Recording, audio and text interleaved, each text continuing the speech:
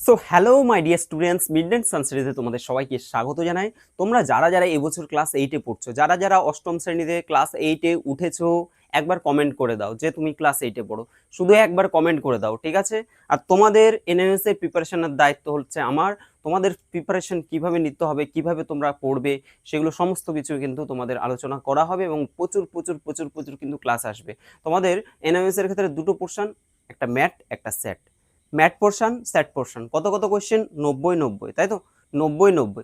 এবার দেখো তোমাদের সেট পোর্শন যেটা আছে, সেই সেট পোর্শনের মধ্যে অত্যন্ত গুরুত্বপূর্ণ একটা সাবজেক্ট হচ্ছে ম্যাথামেটিক্স, ঠিক আছে? অঙ্ক।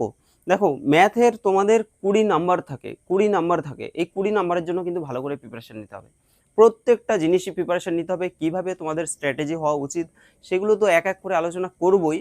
তো তোমাদের ম্যাথ আজকে যে করাতে চলেছি সেটা তোমরা ক্লাসটা করো, ঠিক আছে? তোমাদের 20 নাম্বার থাকে, তো 20 নাম্বারের জন্য তোমরা কিভাবে ম্যাথ প্র্যাকটিস করবে সেটা আমরা এক এক করে দেখব।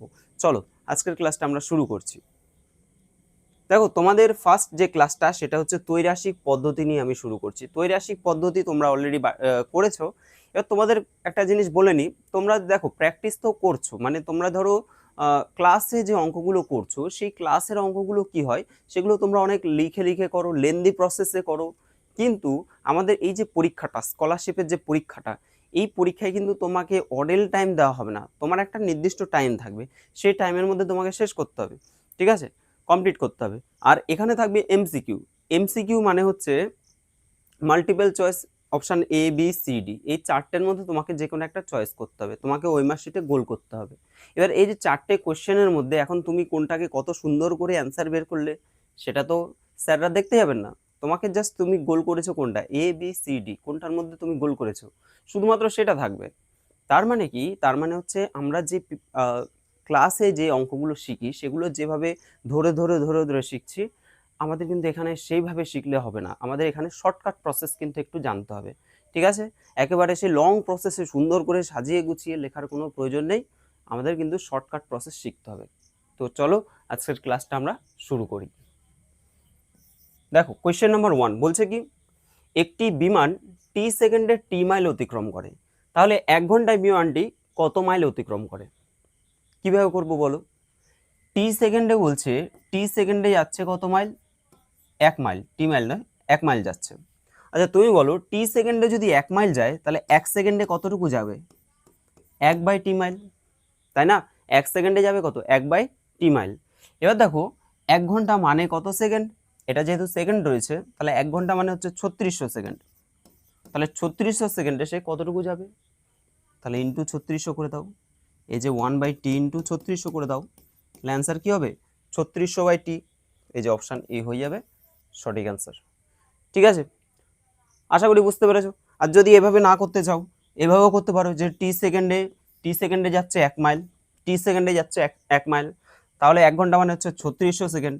তাহলে 3600 সেকেন্ডে সে কতটুকু যাবে, ঠিক আছে? তাহলে বেশি সময় বেশি দূর যাবে, কম সময় কম দূর যাবে, সরল সম্পর্ক। আর সরল সম্পর্ক হলে কি হয়? তাহলে 1 ইন্টু উল্টে যাবে, ওপরে 3600, নিচে হবে টি। অনেক প্রসেস আমি তোমাদের দেখিয়ে দেবো, তোমাদের যেভাবে সুবিধা হবে তোমরা সেভাবে করবে, ঠিক আছে? চলো পরের প্রশ্নে চলে যাচ্ছি আমরা। কোয়েশ্চেন নাম্বার 2 বলছে, একটি কাজ করতে 8 জন লোকের 12 দিন সময় লাগে, তাহলে 6 দিনে সেই কাজটি সম্পন্ন করতে কতজন লোক লাগবে? খুব সহজ একটা প্রশ্ন। 8 জন লোক, এটা ধরো জন আর এটা হচ্ছে দিন, তাহলে 8 জন লোকের কতদিন লাগছে? 12 দিন লাগছে সময়। তাহলে 6 দিনে যদি কাজটা সম্পূর্ণ করতে চায় তাহলে কতজন লাগবে?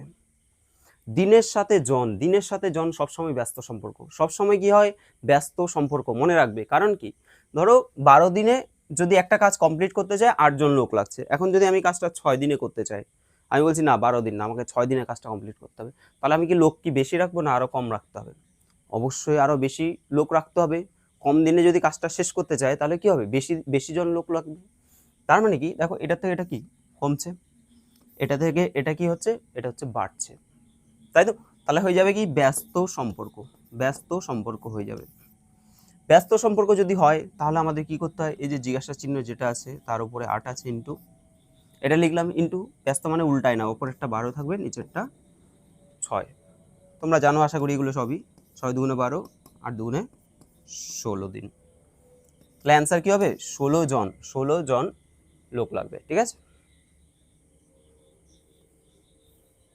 পরের প্রশ্ন দেখো। তোমাদের ওই যে অঙ্কগুলো যে করালাম সেগুলো আরও শর্টকাট, মানে অন্য একটা প্রসেসেও তোমাদের করানো যায়। যে আমরা ধরো এই চিন্তা ভাবনা করছি যে এটা সরল সম্পর্ক নাকি ব্যস্ত সম্পর্ক, সেগুলো ছাড়াও করা যায়। কিভাবে তোমাদের বলে দিচ্ছি দেখো। কতকগুলি কামান থেকে 4 মিনিট অন্তর গোলাবর্ষণ করলে 1 ঘন্টায় 24,900 জন লোক মারা যায়। 3 মিনিট অন্তর সমপরিমাণ গোলাবর্ষণ করলে ওই সময়ে কতজন লোক মারা যাবে? দেখো এটা কত মিনিট অন্তর, মিনিট অন্তর আমি ধরো লিখছি মিনিট অন্তর। কত মিনিট অন্তর? 4 মিনিট অন্তর বলছে। আর 1 ঘন্টায় সময় বলছে কত? 1 ঘন্টায় কতজন লোক মারা যায়? কতজন? 24,900 জন। 24,900 জন। এবার বলছে 3 মিনিট অন্তর, 3 মিনিট অন্তর সমপরিমাণ গোলাবর্ষণ করলে, সমপরিমাণ গোলাবর্ষণ করলে যতগুলো আগে করতো ততগুলো গোলাবর্ষণ করলে ওই সময় মানে কি, আগে ছিল 1 ঘন্টায়, এখন তাহলে এটাও 1 ঘন্টায় কতজন লোক মারা যাবে এটা বলছে, তাই তো? তাহলে 4 মিনিট অন্তর বলছে গোলাবর্ষণ করলে 1 ঘন্টায় এতজন লোক মারা যাচ্ছে। তাহলে 3 মিনিট অন্তর যদি 1 ঘন্টা ধরে টাইম যদি থাকে তাহলে সেক্ষেত্রে কতজন লোক? এখানে দেখো এই যে সময়ের যে 1 আছে, আমার যদি সরল সম্পর্ক হয় তাহলেও 1/1 হবে, ব্যস্ত সম্পর্ক হলে 1/1 হবে। তাহলে এটাকে আমাকে ক্যালকুলেশনে নিয়ে কি লাভ আছে? কোনো লাভ নেই, এটা বাদ। এবার একটা জিনিস বুঝবে, তুমি যদি ধরো 4 মিনিট অন্তর অন্তর গোলাবর্ষণ করছে, 4 মিনিট অন্তর অন্তর, সময়ের গ্যাপটা বেশি, ঠিক আছে, তখন যদি এত লোক মারা যায়। এবার যদি 3 মিনিট অন্তর অন্তর গোলাবর্ষণ করছে, তাহলে বুঝতেই পারছো 3 মিনিট অন্তর অন্তর গোলাবর্ষণ করলে কি হবে? আরও বেশি লোক মারা যাবে, তাই না? যেখানে 4 মিনিট অন্তর অন্তর মানে একটু সময়, লেন্দি সময় করে করে গোলাবর্ষণ করছে, এখন কি করছে? 3 মিনিট অন্তর অন্তর, 3 মিনিট পর পর ছেড়ে দিচ্ছে। যদি বলতে 1 মিনিট পর পর, তাহলে তো আরও তাড়াতাড়ি, তাই তো? তার মানে কি হচ্ছে? বেশি লোক মারা যাবে। তার মানে কি? ব্যস্ত সম্পর্ক, তাই না? এটা কমছে, যদি আমাদের সময় কমে তাহলে দেখা যাচ্ছে সেটা বেশি হয়ে যাবে। এটা ব্যস্ত সম্পর্ক যদি হয় তাহলে কত হবে? 24900 ইন্টু 4/3। সরল সম্পর্ক হলে উল্টে যায়, ব্যস্ত সম্পর্ক হলে এইভাবে থাকে, তাই তো? উপরে 4 নিচে 3, 3 দিয়ে কাটো, 3 8 24, 3 3 9 হলো। এটা 0 0, 3 4 12, 2 হাতে আছে 1, 4 8 32, 33, 33,200 জন। 33,200 জন, অপশান কি হবে? 33,200 জন, অপশান সি হবে সঠিক অ্যান্সার। ঠিক আছে, পরের প্রশ্ন দেখো। একটি সম্পত্তির 2/5 অংশের মূল্য হচ্ছে 4,200 টাকা, ওই সম্পত্তির 3/7 অংশের মূল্য কত হবে? খুব সিম্পল একটা কোয়েশ্চেন। 2/5 অংশের মূল্য হচ্ছে তোমার 4,200 টাকা, তাহলে 3/7 অংশের মূল্য কত হবে? 3/7 অংশের মূল্য কত হবে? কিভাবে করব আমরা? প্রথমত সম্পর্ক যদি দেখি আমরা, অবশ্যই সরল সম্পর্ক হবে, কারণ তোমার যদি সম্পত্তি বেশি হয় তাহলে সেটার দাম বেশি হবে, সম্পত্তি যদি কম হয় দাম কম হবে, তার মানে কি সরল সম্পর্ক। সরল সম্পর্ক যদি হয় তাহলে কি হবে? 4200 ইন্টু, উল্টে যাবে, এটা উপরে হবে, মানে 3/7 বাই এটা নিচে হবে 2/5।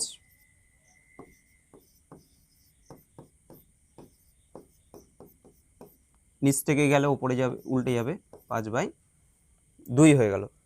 7 দিয়ে কাটো, 6 7 42, 600 হয়ে গেল। 2 দিয়ে কাটলে কত হবে? 300 হয়ে যাবে। এবার দেখো 300-এর সাথে 3 গুণ করো 900, 900-এর সাথে 5 গুণ করলে 5 9 45, তাহলে 4,500। ঠিক আছে, অ্যান্সার কত হবে? 4,500 টাকা, 4,500 টাকা। অপশান বি হবে সঠিক অ্যান্সার। ঠিক আছে, অপশান বি। চলো পরের প্রশ্নে চলে যাচ্ছি আমরা। এখানে কি বলছে? 8 জন পুরুষ বা 12 জন স্ত্রী একটি কাজ 100 দিনে করতে পারে।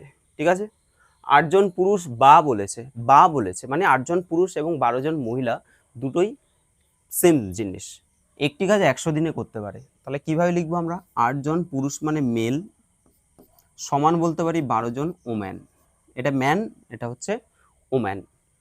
100 দিনে বলছে একটি কাজ করতে পারে, তাহলে 24 জন ম্যান পুরুষ এবং 12 জন স্ত্রী ওম্যান কতদিনে কাজটি শেষ করতে পারবে? বোঝা গেল কোশ্চেনটা? 8 জন পুরুষ বা 12 জন মহিলা, বা মানে আমরা সমান লিখব, 100 দিনে একটা কাজ করতে পারে, তাহলে 24 জন পুরুষ এবং 12 জন মহিলা কতদিনে কাজ করতে পারে? দেখো, আমাদের ফার্স্ট যে টার্গেট সেটা হচ্ছে, এখানে দেখো ও দিয়েছে, ও মানে এখানে আমরা প্লাস করলাম, আর এখানে বা দিয়েছে, বা মানে হচ্ছে সমান করতে হয়, ঠিক আছে? ফার্স্ট কাজ হচ্ছে, হয় আমি সবগুলোকে পুরুষে নিয়ে যাব, না হলে মহিলাতে নিয়ে যাব, হয় সবগুলোকে আমরা ম্যানে নিয়ে যাব, না হলে সবগুলোকে ওম্যানে নিয়ে যাব। এটা আমাদের ফার্স্ট টার্গেট। 12 জন ওম্যান মানে 8 জন ম্যান। এখানেও দেখো 12 জন ওম্যান আছে, তাহলে এই 12 জন ওম্যান মানে কত? 8 জন ম্যান, তাহলে এটাকে আমি লিখতে পারি 8 ম্যান। আর এখানে দেখো 24 জন কি ম্যান, তাহলে 24 আর হচ্ছে 8 মিলে কত হচ্ছে? 32 জন ম্যান, ঠিক আছে? তাহলে 32 জন হয়ে যাচ্ছে, তাহলে 32 জনের ক্ষেত্রে আমাদের বের করতে হবে মানটা। এবার দেখো এখানে কি আছে? এখানে আছে ম্যান, তাহলে আমাদের এখানে এই ম্যানটাকে নিতে হবে। এখানে ম্যান যদি বেরোয়, এখানে ম্যানটাকেই নেব। এখানে যদি ওমেন বেরোতো, তাহলে আমরা ওমেনকে দিয়ে ক্যালকুলেশনটা করতাম। যে কোনো একটা দিয়ে ক্যালকুলেশন করতে হবে। কি বলছে? তাহলে এতজন 8 জন লোক 100 দিনে একটা কাজ করতে পারে, তাহলে 32 জন লোক কত দিনে করতে পারে? লোকের সাথে দিন সবসময় ব্যস্ত সম্পর্ক, তাহলে আমাদের কি হয়ে যাবে? 100 ইন্টু ব্যস্ত মানে উপরে 8 হয়ে যাবে, আর নিচে হবে 32। 4 8 32, 4 25 সঙ্গে 100, 25, ঠিক আছে? 25, তাহলে 25 জন অ্যান্সার কি হবে? অপশন এ হয়ে যাবে সঠিক অ্যান্সার। দেখো, আজকের ভিডিওটা আমি একদম এখানেই রাখছি। আজকের ভিডিওটা একদম ছোট্ট করে আমি ভিডিওটা করলাম। তোমাদের একটাই কাজ, প্রথমত তোমরা যারা যারা ক্লাস 8-এ পড়ছো, যারা যারা ক্লাস 8-এ পড়ছো এবং আমার ভিডিওটা দেখছো, প্রত্যেকে কমেন্ট করবে যে আমি ক্লাস 8-এ পড়ি, ঠিক আছে? তোমার নামটাও লিখে দেবে, তার সাথে তুমি ক্লাস 8-এ পড়ছো এটা লিখে দেবে, ঠিক আছে? প্রথম কাজ হয়ে গেল। আচ্ছা, দ্বিতীয়ত তোমরা এই ভিডিওগুলো একটু তোমাদের ক্লাসে যে ফ্রেন্ড সার্কেল আছে তাদের মধ্যে শেয়ার করে দেবে, ঠিক আছে? তোমাদের লাইভ ক্লাস নেব, দেখবে কম্পিটিশন তোমাদের মধ্যে, নিজেদের মধ্যে কথোপকথন হবে, মানে ধরো সেখানে তোমরা কমেন্ট করবে এবং লাইভ ক্লাস হবে, দেখবে দারুণ একটা কিন্তু ক্লাস হতে চলেছে। তো তোমরা এটা একটু মেনটেন করো। আর যদি তোমাদের এরকম আরও যদি ক্লাস চাই, অবশ্যই তোমরা কমেন্ট করো। তো আজকের জন্য এখানে দেখা হচ্ছে তোমাদের সাথে পরের ভিডিওতে, ঠিক আছে?